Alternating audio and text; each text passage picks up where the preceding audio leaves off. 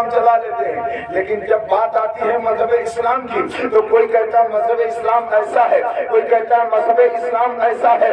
لیکن یاد رکھو ان وقت کے دہشت گردوں سے، ان وقت کے آتنکوادیوں کو بتاؤ کہ مذہب اسلام وہ مذہب ہے کہ سبحان اللہ آج ایک آواز اٹھتی ہے کہ مذہب اسلام میں عورتوں کا کوئی وقار نہیں ہے، مذہب اسلام میں عورتوں کی کوئی عزت نہیں ہے، مذہب اسلام میں عورتوں کے لیے کوئی مقام نہیں ہے۔ لیکن سبحان اللہ ان مردودوں کو پتا نہیں ہے کہ مذہب ایسا مذہب ہے کہ میرے پیغمبر نے جب دنیا میں جنم لیا تو بتایا کہ جب بچیاں زندہ درگور ہو رہی تھی مصطفیٰ نے آ کر کے کہا لوگوں تمہیں گھبرانے کی ضرورت نہیں ہے، آج کے بعد دنیا میں کوئی بچی زندہ درگور نہیں ہوگی۔ ارے انہیں مدینے والے کا صدقہ ہے کہ بھارت میں جو جوان مرد مر جاتا تھا ان کی عورتوں کو ستی کر دیا جاتا تھا، ان کے جدے کے ساتھ چلا دیا جاتا تھا۔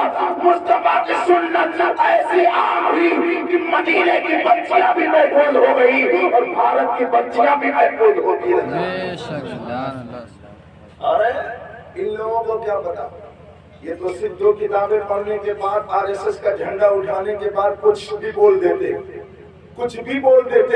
لیکن آؤ پیغمبر کی شان دیکھو، میرے آقا صلی اللہ علیہ وسلم کی عمر شریف 25 سال کی ہے۔ کتنی؟ 25 سال کی ہے۔ حضرت خدیجہ الکبریٰ کی عمر 40 سال کی ہے۔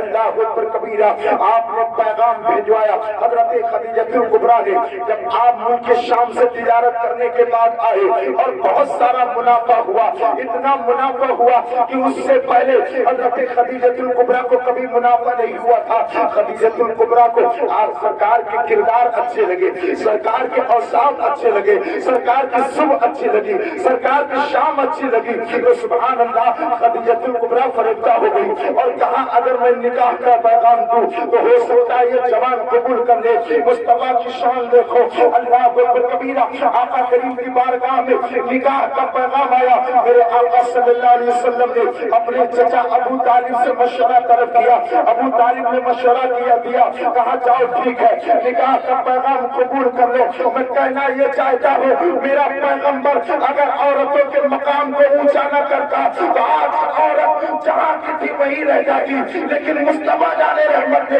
25 سال کی عمر میں 40 سالہ بیوہ کے ساتھ نکاح کر کے بتایا اے لوگوں بیوہ منحوس نہیں ہوا کرتی بلکہ تو اس کی مدد کیا کرتا ہے، اللہ کی بارگاہ میں وہ مقرر ہو جایا کرتا ہے۔ ہاں یہ دیکھو ابھی میں نے بتایا نا آج کل بڑا ٹرینڈ چل رہا ہے بھائی صاحب مذہب کے اوپر۔ تم کیا جانو ایک چائے پی کے سلطی مار کے آرام سے سو جاؤ۔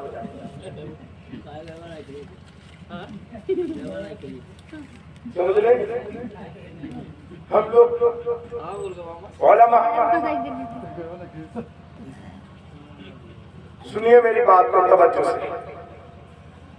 آج مذہب اسلام پر مفتی صاحب جانتے ہیں طرح طرح سے لوگ کیچڑ اچھال رہے ہیں، لیکن ہمارے مسلمانوں کو کیا مولوی صاحب مسجد کی طرف بلا رہا ہے اور یہ کہہ رہا ہے مولوی صاحب تم اپنا کام کرو ہم اپنا کام کریں، تم اپنا کام کرو ہم اپنا کام کر رہے ہیں، لیکن جب کاٹے جاتے کہ مولانا صاحب ڈرپوک ہو آپ بول نہیں رہے ہو۔ یاد رکھو جو قوم اپنے اماموں کا کہنا نہیں مانتی ہے پھر اس کا وقار دنیا میں نہیں رہتا، ان کی عزتیں دنیا میں نہیں رہتی۔ میں ایک بات کہہ کے اپنی گفتگو کو ختم کر رہا ہوں۔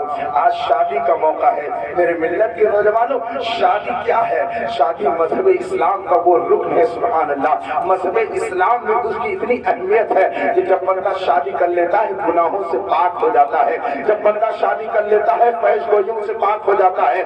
اللہ تبارک و تعالیٰ نے ایسا نظام اپنے محبوب کو عطا کیا، اے محبوب جوانوں سے کہہ دو کہ یہ شادی کرے، جب جوان شادی کر لیتا ہے تو نگاہ نیچی ہو جاتی ہے، پھر وہ غیر کی طرف حرام کی طرف نہیں جاتا ہے۔ اللہ اکبر کبیرہ، شادی یاد رکھو بیاہ اور نکاح ایک ایسا نظام ہے کہ سبحان اللہ جس طرح یہ دنیا میں بندے کو سکون دیتا ہے اسی طرح یہ بندے کو جہنم سے آزادی بھی دے دیتا ہے، جہنم سے چھٹکارا بھی دے دیتا ہے۔ میرے پیغمبر کہتے ہیں نکاح کرو اگر استطاعت ہے. یاد رکھو اگر تم نے نکاح کیا ہے اور شریعت و سنت کے مطابق زندگی گزاری ہے تو سبحان اللہ جنت بھی تمہارا انتظار کرے گی.